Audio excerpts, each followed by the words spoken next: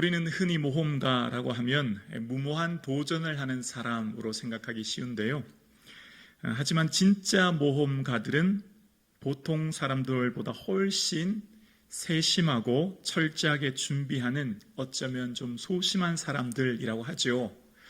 최초의 히말라야 8,000m 16자를 등반한 산악인 엄홍길 씨는 철저하게 준비하기로 유명한 사람이라고 합니다.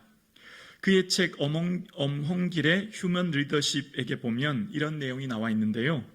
평지에서 웃어 넘길 수 있는 사소한 실수가 높은 곳에서는 팀 전체를 죽음으로 몰고 갈 수 있다.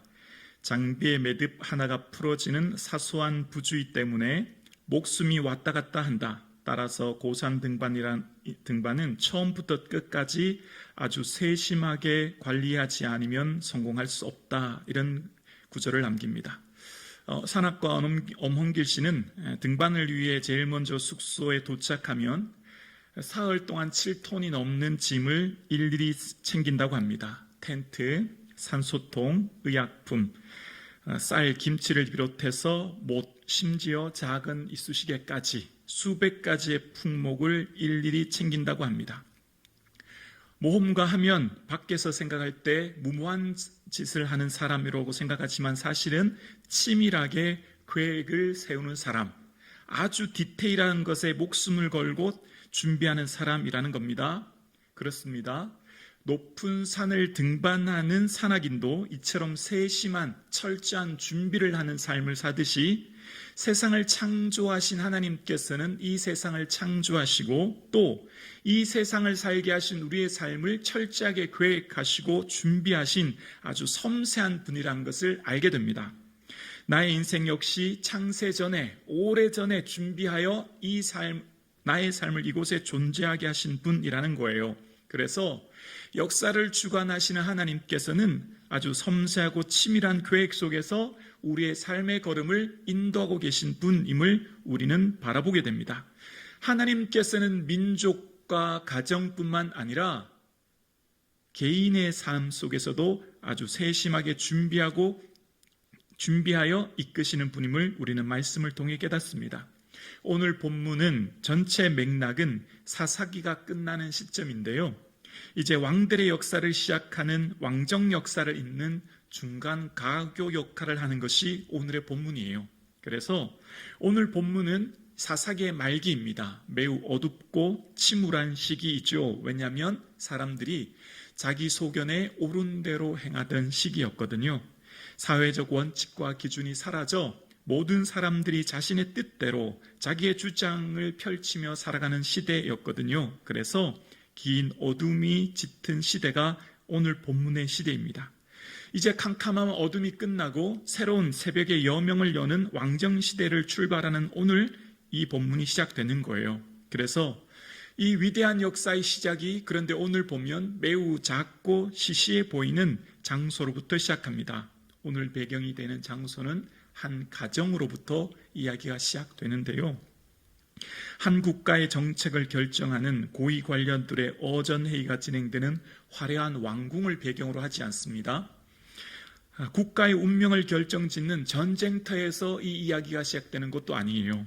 오늘 본문은 극히 평범해 보이는 한 가정으로부터 그 하나님의 역사의 위대한 시작이 초점이 모아지고 있습니다. 그 위대한 초점의 등장인물의 첫 시작은 바로 한 여인으로부터 시작됩니다. 완정 역사를 시작하는 보석처럼 빛나는 한 여인의 이야기가 시작됩니다. 350년 사사시대의 말씀이 희귀하여 이상이 보이지 않은 캄캄한 영적 어둠의 시대에 등장하는 희망의 빛을 안고 등장하는 한 여인을 보게 됩니다. 한 국가를 통치하는 절대 권력자 왕으로부터 이야기가 시작되는 것도 아니고요. 수만의 군사를 이끄는 장군으로부터 이야기가 시작되는 게 아니라 그저 평범해 보이는 여인으로부터 이야기가 시작된다고 하는 것은 이때 당시 많은 사람들에게 매우 파격적이고 획기적인 일이었습니다. 왜냐하면 그 당시 여성의 사회적 지위를 고려할 때 여성으로부터 이야기가 시작된다고 하는 것은 많은 사람들에게 매우 파격적인 일이었거든요. 왜냐하면 남성 중심의 가부장 제도인 사회였습니다. 여성은 경제적인 활동이 제한될 뿐만 아니라 교육의 대상으로도 삼지 않았습니다. 장로라고 하는 히브리어 자케는 수염이란 뜻이거든요. 그러니까 공동체에 존경받는 장로는 모두가 다 남성이었다는 것으로 보아 여성은 장로, 왕, 제사장도 될 수 없었습니다. 여성은 사회의 어떤 지도층으로 세워지기가 매우 어려운 시대였을 것으로 보아 이 여성이 등장한다고 하는 것은 매우 많은 뜻을 함축하고 있는 것이죠. 이런 사회적 분위기 속에 하나님께서는 한 여성을 통해 하나님 나라의 구속사의 강줄기가 시작되는 발원지로 삼으십니다. 하지만 오늘 본문에 등장하는 이 여인은 모든 것을 다 갖춘 여인이 아니라 결핍의 고통 가운데 신음하며 괴로워하는 여인이었습니다. 한나라고 하는 히브리어 해는 은혜를 입다라는 뜻인데요. 그러나 한나의 인생은 전혀 은혜를 입지 못한 여인이었습니다. 마음이 슬픈 여자라 오늘 붙은 수식어에는 괴로움, 슬픔, 통곡이 동반되는 내용이 이 여인을 대변하고 있거든요. 그런데 놀라운 것은 이 여인의 인생에 놀라운 반전이 기다리고 있었다는 겁니다. 이 여인이 마주한 인생의 결핍의 고통이 하나님 나라의 역사를 시작하는 씨앗이 되었기 때문입니다. 여인이 품고 있는 이 결핍의 아픔이 구속의 경륜을 이루는 씨앗이 되었던 거죠. 그럼 어떻게 한 여인의 고통의 결핍이 하나님 나라의 씨앗이 되었을까요? 여러분, 어떻게 한 여인의 고통의 문제를 통하여 하나님 나라의 위대한 출발점이 되게 하셨을까요? 그저 지극히 평범해 보이는 여인, 아니 결핍으로 고통스러워하는 이 여인을 통해 어떻게 하나님 나라의 위대한 역사의 출발점으로 그 서막을 여셨을까요? 지극히 평범한 이 여인을 통해 일하신 하나님께서는 오늘 우리에게 말씀하십니다. 내 삶의 고통의 문제가 하나님 나라의 역사로 연결되는 그 첫 번째는 나의 고통의 문제를 만날 때에 하나님의 일하심을 신뢰할 때라는 것입니다. 내가 고통의 문제를 만났을 때는 바로 하나님이 일하고 계심을 믿고 의지하고 신뢰하고 있을 때임을 기억하라는 것이죠. 나의 인생의 문제를 좁은 시야로 보면 절망의 순간이죠. 낙심의 순간입니다. 내 힘으로 어찌할 수 없는 문제거든요. 그런데 하나님께서 일하시는 때라고 바라볼 때 우리의 삶의 소망을 바라보게 되는 거예요.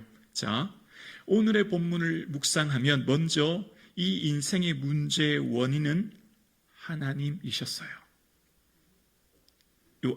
사무엘상 1장 6절에 한나의 인생의 문제는 하나님의 막으심으로 시작합니다. 1장 6절 우리 함께 고백할까요?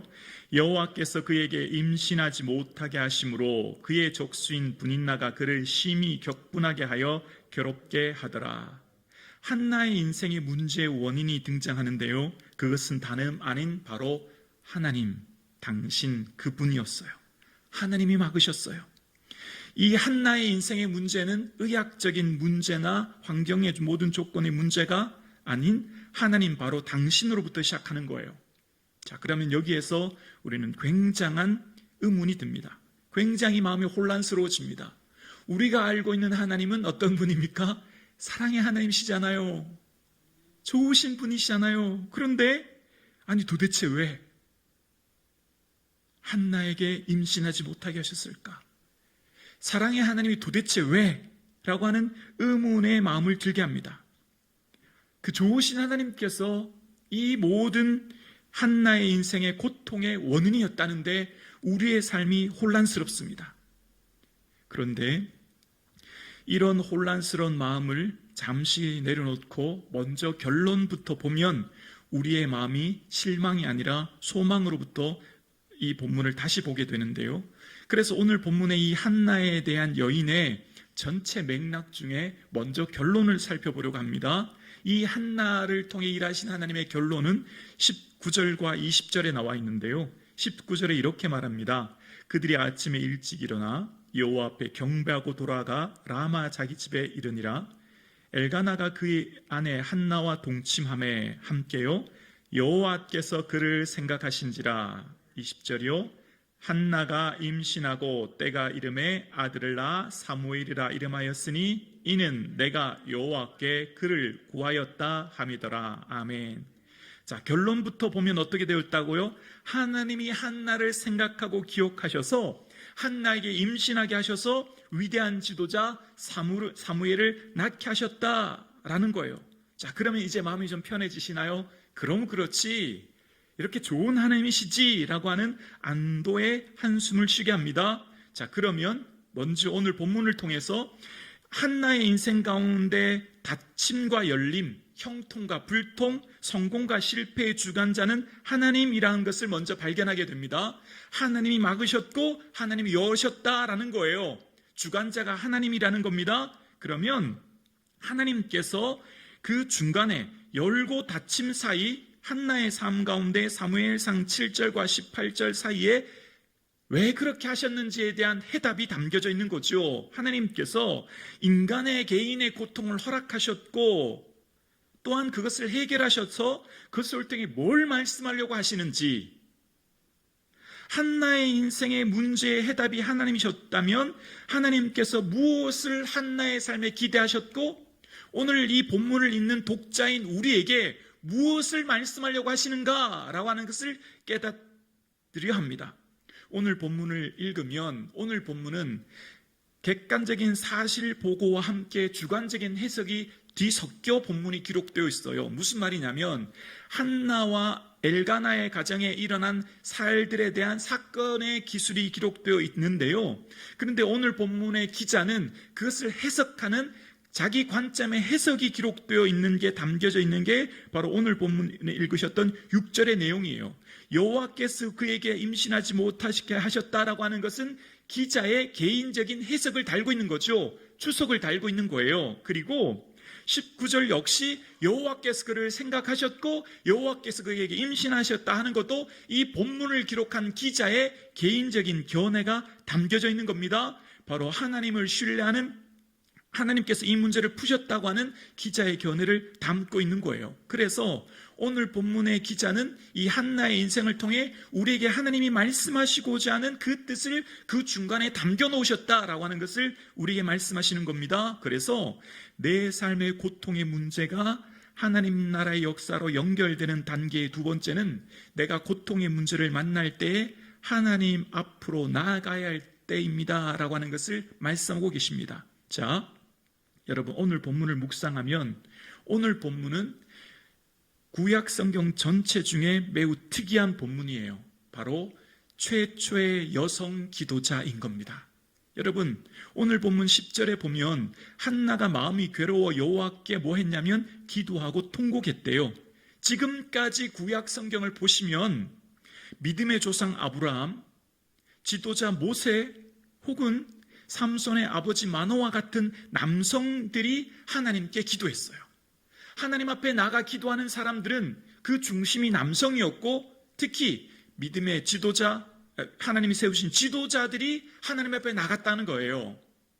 그런데 오늘 본문은 특이하게 여성인데 하나님 앞에 나갔다는 거예요. 그 마음이 괴로워서 하나님 앞에 나간 최초의 여성이라는 겁니다. 그리고 지금까지 하나님 앞에 나가 기도했던 사람들의 그 모든 기도의 내용은 국가의 위기, 공동체의 문제를 가지고 기도했다는 겁니다. 국가적 위기와 중차대한 어려움을 가지고 기도했는데, 그런데 오늘은 유일하게 지극히 개인적인 문제를 가지고 하나님 앞에 나아간 여인이었다는 거예요. 그러니까 지금까지 하나님께 나아갔던 남성 위주의, 지도자 위주의 기도자들의 모습이 아니었고요, 국가나 민족의 중요한 결정짓는 문제를 가지고 기도하는 것도 아니라 그저 평범한 여인, 그리고 지극히 개인적인 문제를 가지고 기도했다라는 거예요. 그리고 지금까지 성전은 다 제의적 장소였습니다. 소와 양과 비둘기를 가지고 예배드리는 제사의 장소였는데 오늘은 유일하게 이 여호와의 전을 기도의 장소로 바꾼 여인. 뭘 말씀하려고 이렇게 이 본문을 기록하셨죠? 하나님 앞에 나아가는 자는 왕, 지도자, 선지자가 아니래도 괜찮다는 거예요.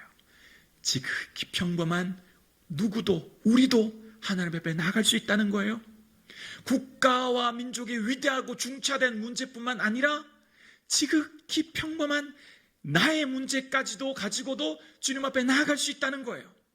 하나님 앞에는 어느 누구든지 나아갈 수 있을 뿐만 아니라 지극히 평범하고도 사소한 문제를 가지고도 하나님 앞에 나올 수 있다는 것을 오늘 본문은 우리에게 말씀하고 계신 거예요. 그래서 본문은 뭘 말씀하고 계신 거죠? 얘들아, 너 인생에 지금 문제를 만나니 내 앞으로 놓아라. 너의 지극히 평범한 문제, 너의 아픔, 그걸 가지고 지금 내 앞에 나와라. 주님은 우리에게 말씀하고 계신 거예요. 그리고 이 한나의 삶 가운데 분닌나의 사가 엘리의 축복, 엘가나의 위로를 기대하지 않고 오직 하나님만을 의지하고 죽게 나왔습니다. 그래서 오늘 본문 13절에 보면 한나가 속으로 말하매 입술로만 움직이고 음성은 들리지 아니함으로 라고 얘기하고 있어요. 마치 예수님께서 골방에서 기도하라고 말씀하신 것처럼 음성은 들리지 않는다는 건 뭘 의미할까요? 하나님만 바라보는 거예요. 하나님만 내 마음 아시면 되는 거죠. 하나님만 바라보면서 하나님 앞에 나는 마음이 슬픈 자요입니다. 하나님께 내 심정을 통하는 자로 하나님 앞에 아뢰는 한나의 모습을 봅니다. 그래서 15절에 내 심정을 통한 것뿐이라 통하다라고 하는 원어는 마음을 쏟다는 겁니다. 하나님 앞에 내 마음을 쏟는 겁니다. 내 고통을 하나님 앞에 쏟아내 놓으면 그 고통이 하나님의 사랑과 만나 위대한 하나님의 역사가 시작됩니다. 여러분, 물은 수소 2개, 산소 하나지 않습니까? 산소 2개와 수소가 하나가 만나 전혀 다른 물을 만들듯이 내 고통과 하나님의 사랑이 만나면 위대한 하나님의 역사가 시작됩니다. 그래서 하나님 앞에 내 마음을 쏟아놓을 때 인생의 전환기를 맞이하는 거예요. 하나님 앞에 내 마음을 쏟아내어 놓을 때 괴롭고 슬픈 마음이 하나님의 마음에 만나 접속될 때 하나님의 위대한 강줄기에 발원지가 되는 것입니다. 너 예수께 조용히 나가 내 모든 짐 내려놓고 주 십자가 사랑을 믿어 죄 사함을 받으라. 주 예수께 조용히 나가 내 마음을 쏟아놓으라. 늘 은밀히 보시는 주님 큰 은혜를 베푸시리라. 아멘. 그렇습니다. 하나님 앞에 내 마음을 쏟아놓을 때, 하나님 앞에 내 마음이 쏟아내놓을 때 하나님의 사랑이 우리 마음과 만나 하나님의 위대한 역사가 시작되는 거예요. 아마 한나는 눈물과 콧물이 범벅이 되어 말은 할 수 없지만 가슴 타는 애통함으로 하나님 앞에 아랬을 것입니다. 한나의 그 고통을 하나님께서 쏟아놓을 때 그 사정이 하나님께 내려놓아지고 하나님의 은혜가 그 마음에 충만히 차진 거죠. 그래서 그 앞에 내 마음을 이해하지 못하는 엘리의 말 앞에서도 그는 결국 가서 먹고 얼굴에 다시는 근심빛이 없는 새로운 은혜를 그는 누리게 되었고, 이제 이 기도를 통해 하나님께서는 뭘 말씀하시고자 하는가? 그 핵심 구절이 바로 사무엘상 2장 6절과 7절에 나오는데요. 하나님이 어떤 분인가를 만천하에 드러내십니다. 2장 6절과 7절 우리 함께 고백합니다. 여호와는 죽이기도 하시고 살리기도 하시며 수월에 내리기도 하시고 거기에서 올리기도 하시는도다. 여호와는 가난하게도 하시고 부하게도 하시며 낮추기도 하시고 높이시기도 하시는도다. 아멘. 하나님께서는 부요와 가난, 삶과 죽음, 낮춤과 높임을 주관하시는 역사의 주관자이시다. 그것을 온 천하에 드러내고 계세요. 자기 소견에 옳은 대로 행하여 하나님을 그림자 취급하는 시대, 더 이상 하나님을 갈망하지 않은 시대, 하나님 없이 사는 것이 익숙한 시대, 어느 누구도 하나님을 더 이상 찾지 않은 그 시대에 하나님이 어떤 분인가를 한나의 인생을 통해 만천하에 드러내십니다. 하나님께서는 삶과 죽음, 부요와 가난, 낮춤과 높임의 모든 주권이 하나님 손 안에 있음을 드러내 보여주시는 거예요. 그렇습니다. 캄캄한 어둠의 시기인 이 사사시대에 하나님께서는 한나라고 하는 한 여인을 통해 보아라, 나는 이런 하나님이야 라고 하면서 하나님의 그 하나님 되심을 증명하고 계십니다. 그러면서 내 삶의 고통의 문제가 하나님 역사로 연결되는 세 번째는 나의 고통의 문제를 통해 하나님의 마음을 발견하라라고 말씀하고 계세요. 오늘 본문을 읽으면, 오늘 본문을 히브리어로 읽어야 되면 히브리어 문법에 숨겨진 의도가 담겨져 있는데요, 바로 교차 대조 문법이라는 거예요. 이 문법은 무엇이 있고 그 다음 단락에 반드시 무엇이 없고가 등장하는 문법의 구조인 것이죠.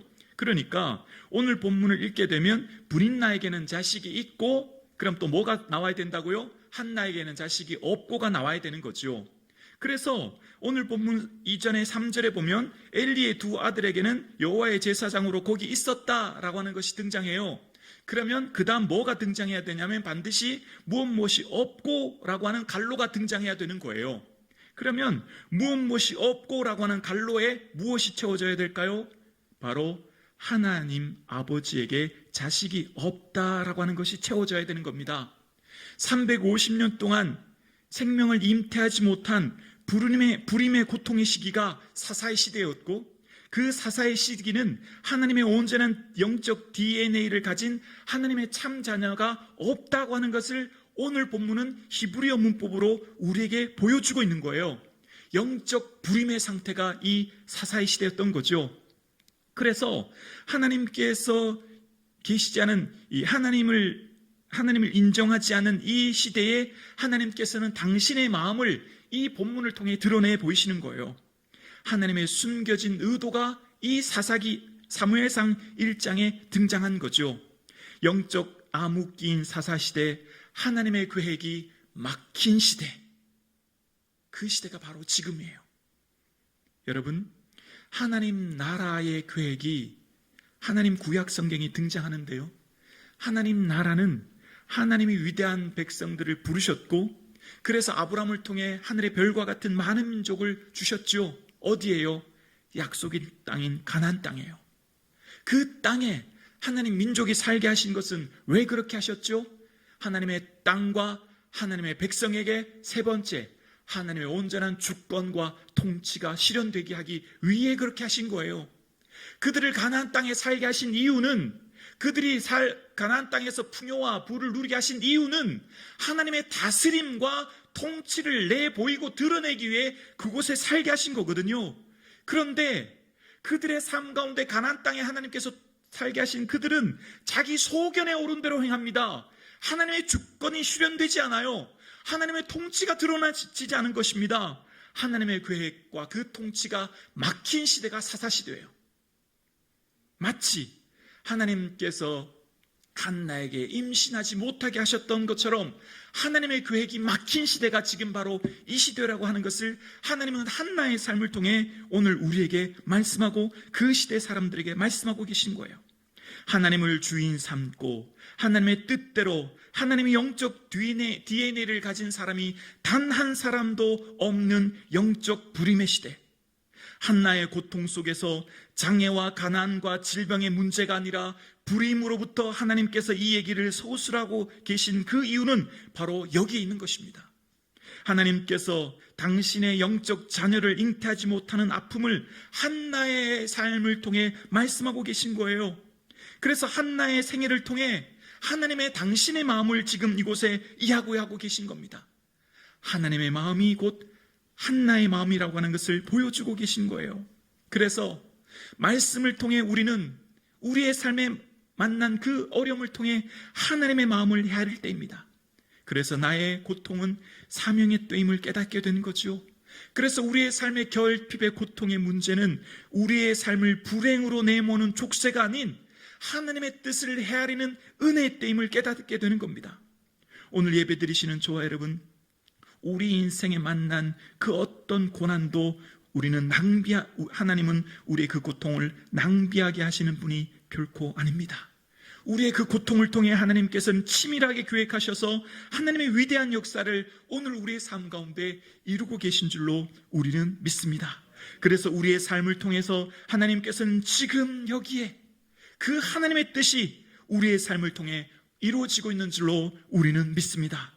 그래서 오늘 예배하는 저와 여러분, 그 어떤 어려움과 시련 속에 그 문제를 만날 때 주님 앞에 그 문제를 품고 나아가 주의 뜻이 나의 삶을 통해 이루어지고 있는 것을 깨달아 아는 저와 여러분의 삶 되기를 주의 이름으로 축원합니다. 그 좋으신 하나님의 마음을 헤아림으로 그 주님의 뜻이, 그 거룩한 뜻이 저와 여러분의 삶의 자리에 충만히 이루어지는 그 역사를 경험하는 저와 여러분 되기를 주님의 이름으로 축원합니다.